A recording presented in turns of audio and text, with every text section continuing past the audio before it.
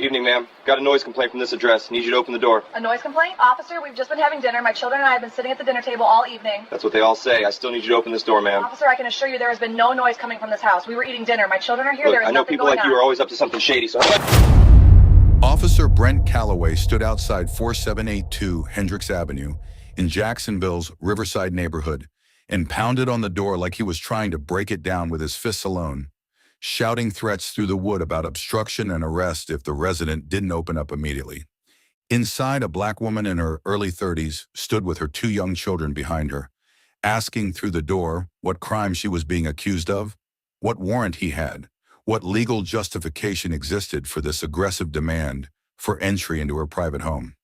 Calloway had been a cop for 9 years, long enough to know he had no legal right to force entry based on a vague, anonymous complaint about noise he couldn't even hear. But he also knew that in his experience, people in this neighborhood usually opened their doors when a cop told them to, and this woman's refusal felt like a challenge that needed to be answered with force. What he didn't know was that she was refusing because her Navy officer husband had taught her exactly what her rights were, that her home was being paid for with VA benefits earned through his service, and that invading a military family's home while the service member was deployed would trigger a response from both the civilian justice system and the United States Navy that would destroy everything Calloway had built. Before we go further, what city or country are you watching from? Drop it in the comments. We love seeing where you're tuning in from. If you believe your home should be your castle protected by law, then hit the like and subscribe button here on Bodycam Revealed. The house at 4782 Hendricks Avenue was a two-story structure built in the 1960s, the kind of modest family home that characterized Jacksonville's Riverside neighborhood before the renovation boom started pushing property values up and longtime residents out. The exterior was pale yellow vinyl siding that needed some touch-up work, a small front porch with two plastic chairs, a chain-link fence around a yard where a tire swing hung from an old oak tree. The driveway held a 2015 Honda Accord with a faded Navy bumper sticker that read, "Proud Military Family." It wasn't fancy, but it was maintained, loved, home to a family who'd lived there for 6 years. Inside, Jasmine Lockwood was clearing dinner plates from the kitchen table, while her daughter Layla, 8 years old with her hair in two puffs tied with purple ribbons, finished her math homework in the workbook spread across the placemat. Her son Isaiah, 6 years old and still wearing his elementary school uniform polo shirt, was building something complicated with Legos on the living room floor and providing running commentary about how his creation was actually a spaceship that could go to Mars.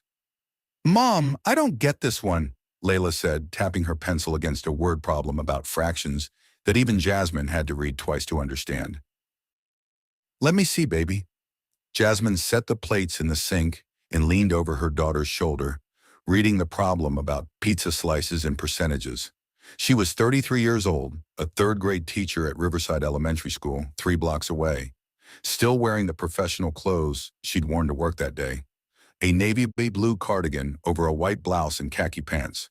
Her natural hair was pulled back in a low bun, and she had the kind of exhausted patience that comes from spending all day with 28 8-year-olds and then coming home to her own 2 children who needed dinner and homework help and bedtime routines. It was 7:15 on a Thursday evening in March, the kind of unremarkable weeknight that makes up most of family life. Her husband Marcus had been deployed for 3 months now, somewhere in the Mediterranean on the USS Roosevelt as a lieutenant commander overseeing combat systems operations. He'd been in the Navy for 14 years, and this was his 4th deployment, so Jasmine had the single-parent routine down to a careful system. Dinner at 6, homework by 7, baths by 8, bedtime stories by 8:30, then an hour to herself to grade papers and respond to parent emails before collapsing into bed to do it all again tomorrow. The house was quiet except for normal family sounds, Isaiah's spaceship noises, Layla's pencil scratching, the dishwasher humming in the kitchen, the television playing some kids' show at low volume. No yelling, no loud music, no disturbance of any kind. Just a teacher and her 2 children existing peacefully in their own home on a Thursday night.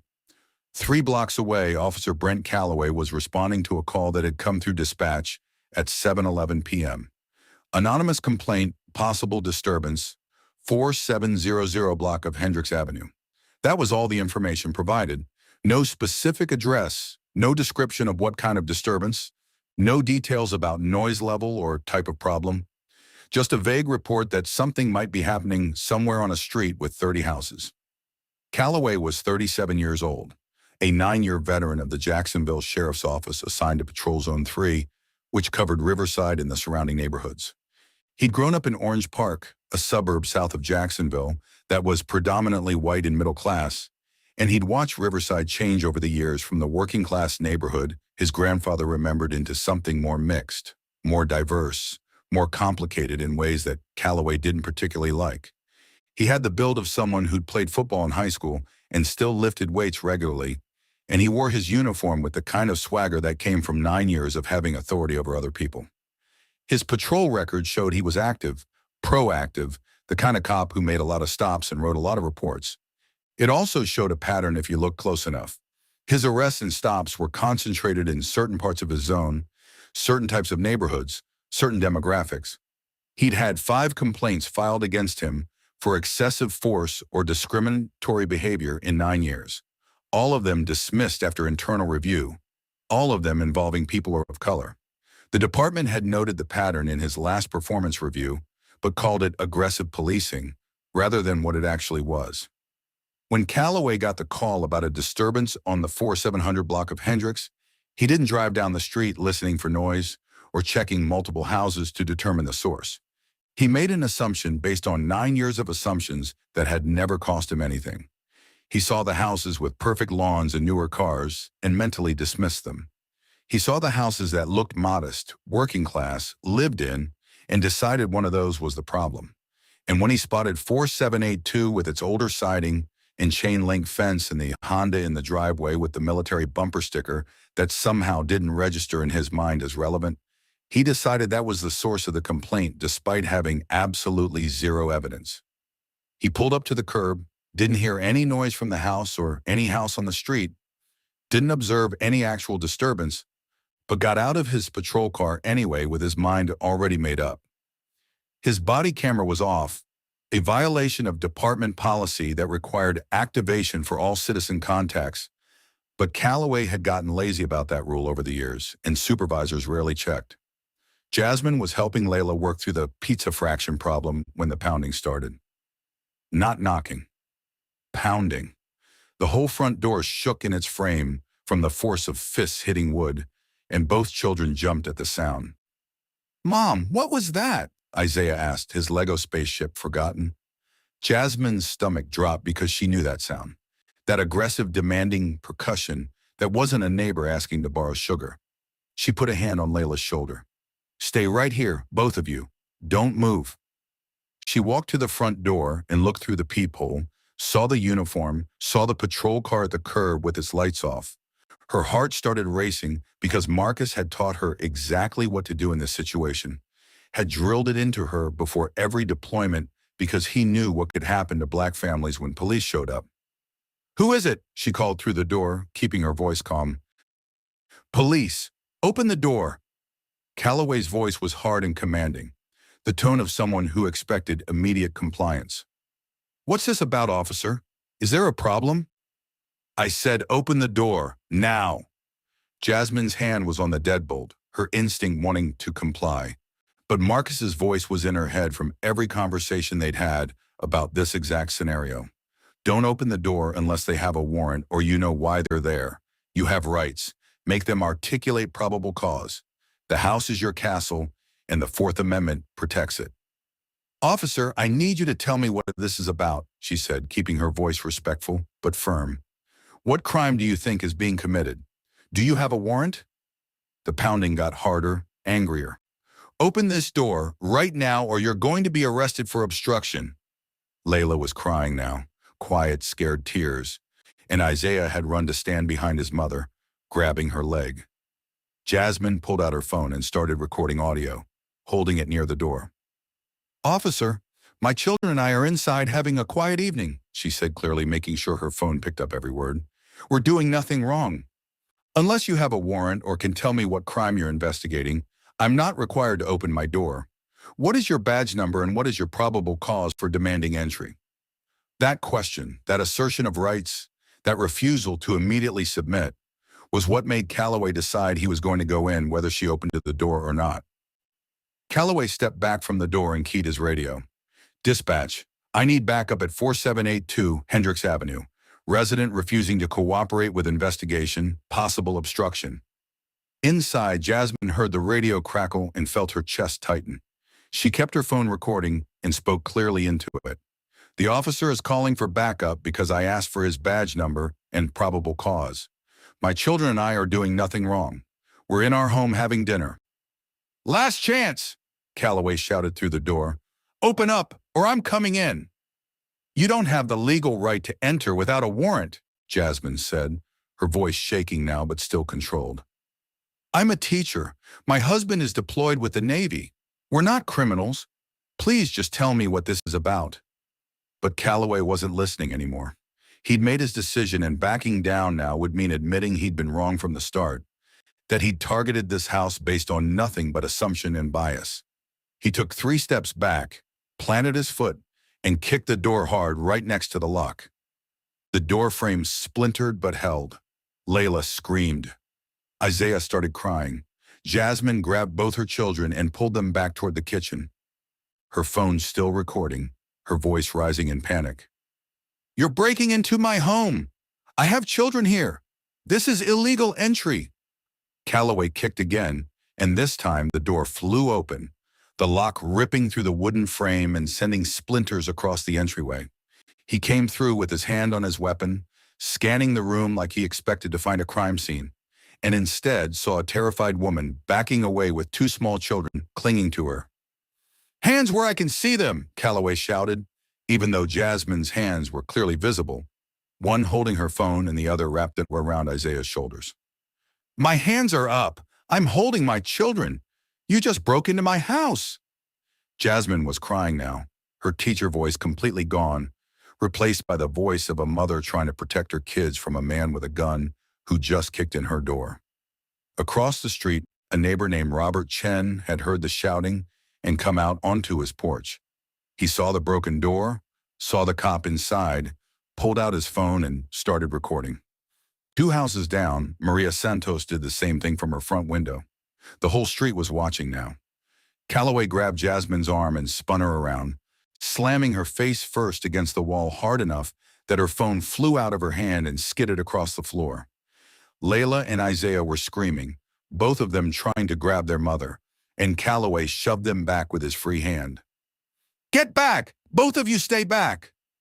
Don't touch my children, Jasmine shouted, struggling against his grip. They're 8 and 6 years old. What's wrong with you? He wrenched her arms behind her back and snapped handcuffs on, the metal biting into her wrists.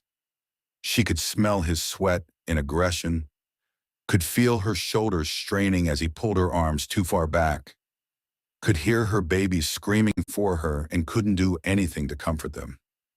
You're under arrest for obstruction of justice and resisting an officer, Calloway said, dragging her toward the broken door. I didn't resist anything. You broke into my house. I never touched you. Jasmine's voice was breaking, desperate.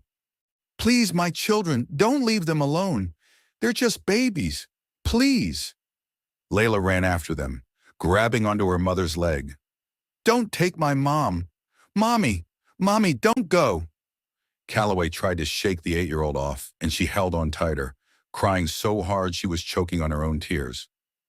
Isaiah was frozen in the doorway, his little body shaking, watching his mother being dragged out in handcuffs.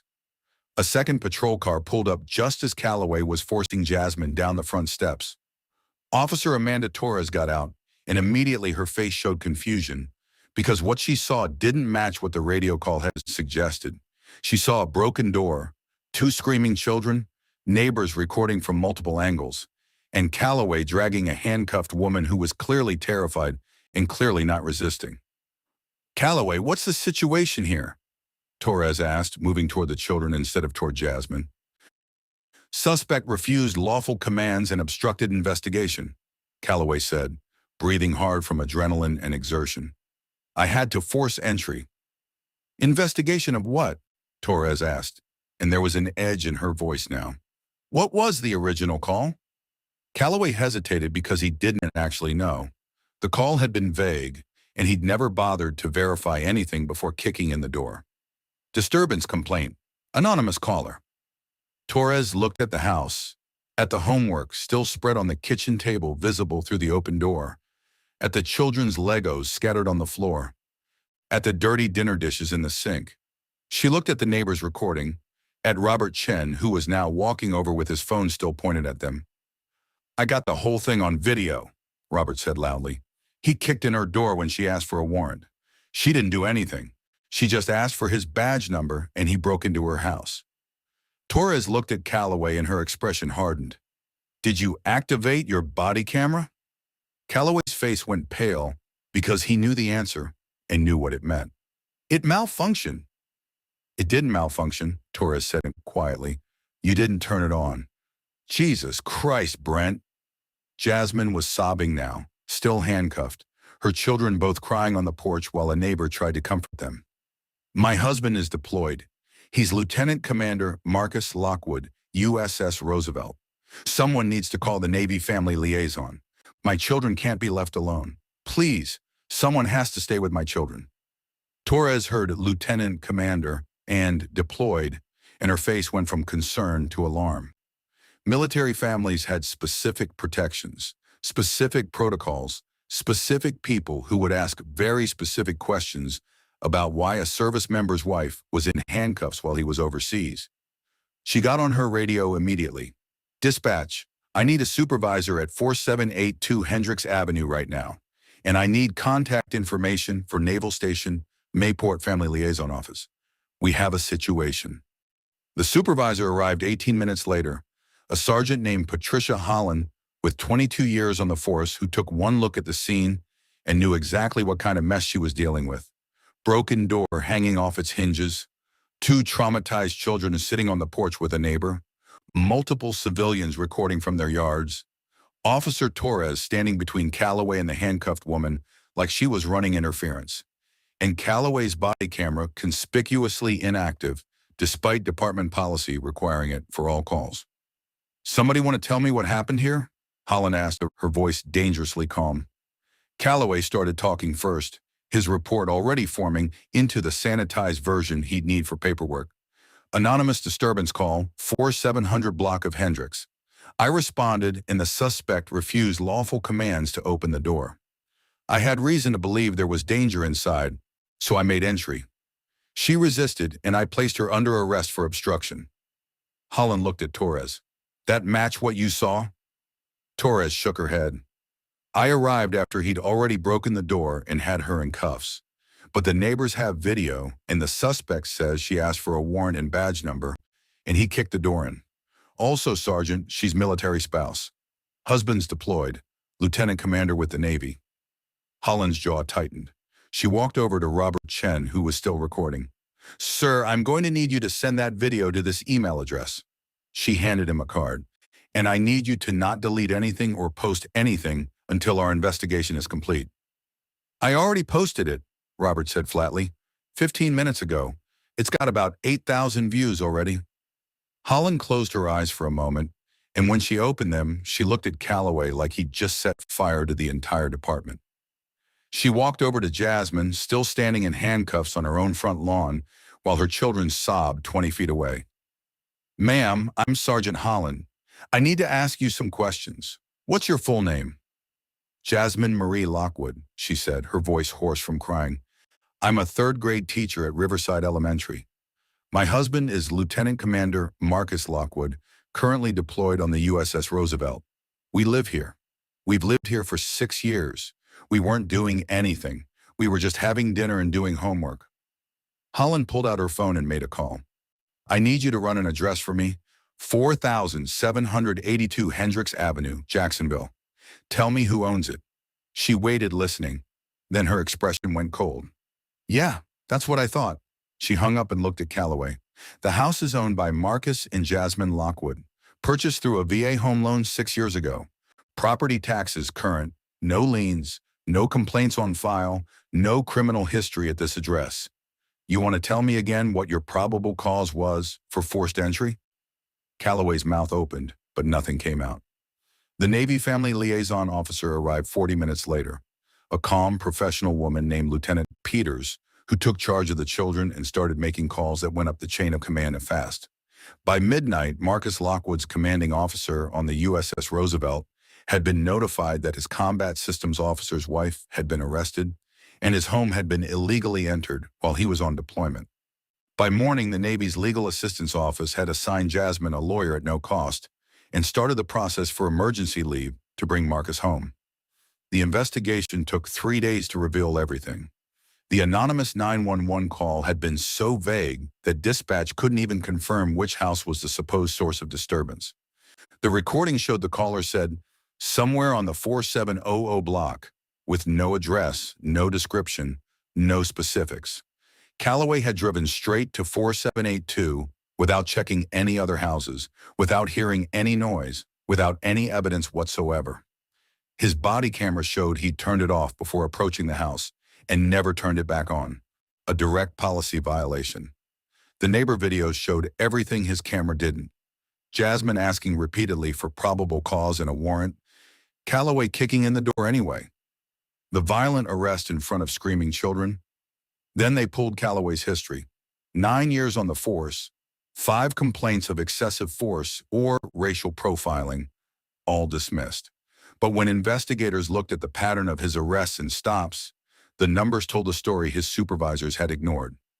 In the past 2 years, Calloway had made 47 forced entry calls. 39 of them were in predominantly Black or Latino neighborhoods.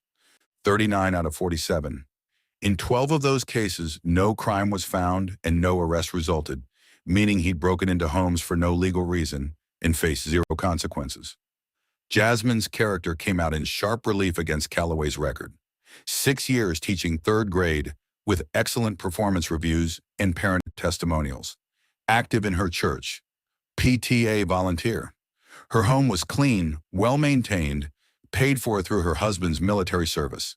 Marcus's service record showed 14 years in the Navy, 2 combat deployments, multiple commendations, promotion to lieutenant commander at age 36. A family that had done everything right, followed every rule, served their country, and still had their door kicked in because an officer saw their skin color and decided they must be the problem. The video Robert Chen posted went viral within 48 hours. 5 million views showing a cop kicking in a door while a woman begged for a warrant and her children screamed in the background. The hashtag Justice for Jasmine trended nationally.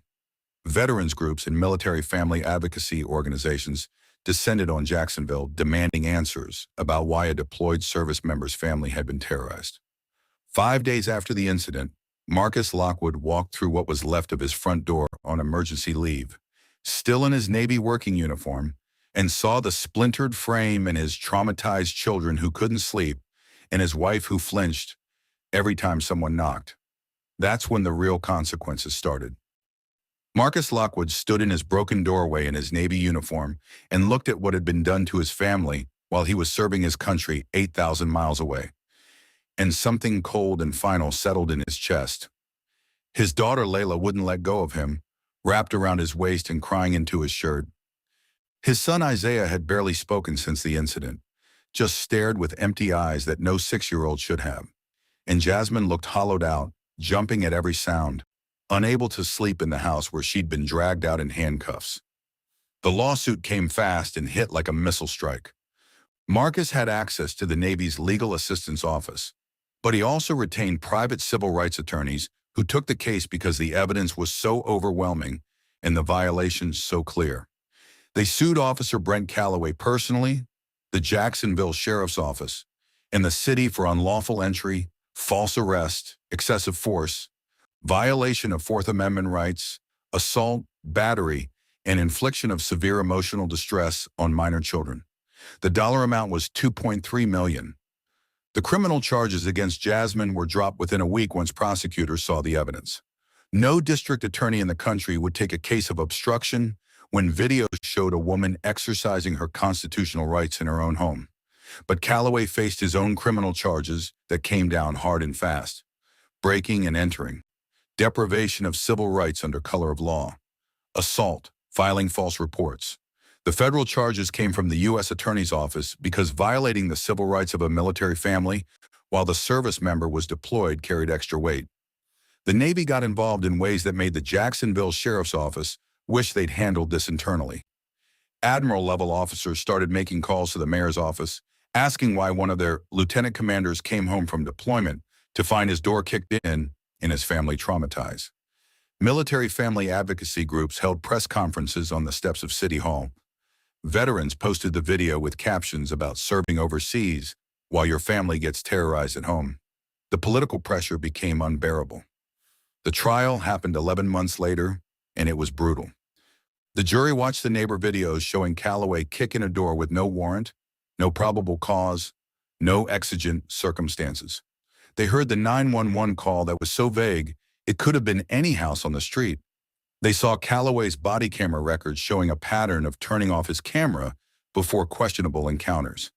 They heard testimony from the neighbors about what they witnessed, from child psychologists about the trauma inflicted on Layla and Isaiah, from Jasmine about the terror of being arrested in front of her children for the crime of asserting her rights.